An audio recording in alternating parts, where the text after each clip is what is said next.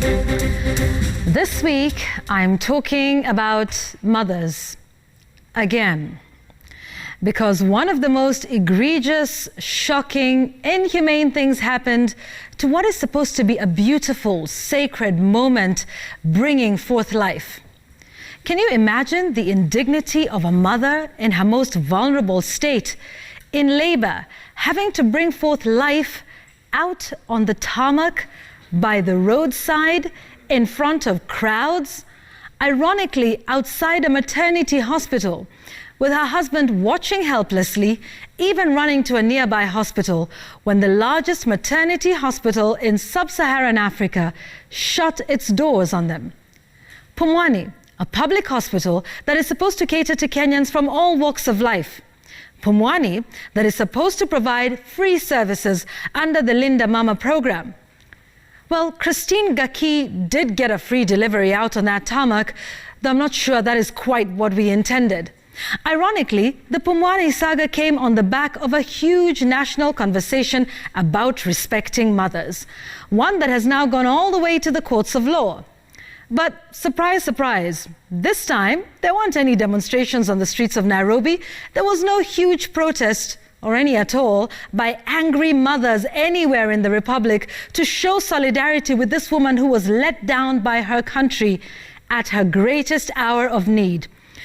I said it here before, all mothers matter. All mothers, like everyone else, should have equal opportunities in this country. We should collectively, as Kenyans and our leaders, be in the forefront to ensure that what happened to Christine Gakii never happens to anyone else.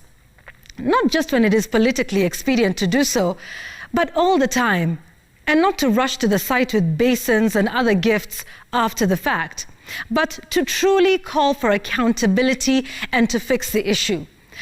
You see, folks, it's not enough for Pumwani to tell us that they terminated the services of the security firm whose guard locked Christine out of the hospital. Was the guard acting on his own decision, or was he following some rules given to him? If yes, who gave him the orders? If he was acting on his own, why has he not been named and prosecuted? Why has the security firm not been surcharged? Plus, I'm not sure I buy the explanation from the NMS that essential services were still running in spite of the health workers' strike. Well, giving birth is as essential as it comes, right? So Christine should have been attended to anyway. The lapses that allowed this indignity of the highest form should be addressed quickly, decisively, and with finality. This is because this is not the first time it is happening. There are reports that another woman, Mary Atieno, delivered outside the hospital because she didn't have, get this, fellow Kenyans, 20 shillings as registration fees needed for admission. 20 shillings. Linda Mama, Beyond Zero, UHC, where were all these lofty plans for these and other women? Listen, let's not call Christine and Mary and all the others who've endured this injustice strong African women. Calling them strong simply gives the authorities a pass from doing their job. It is 2020, over 55 years since independence, when we promised to rid ourselves of disease, ignorance, and poverty. It is 2020, 7 years since this administration took office and promised mothers dignity during childbirth, that maternity services would be free of charge.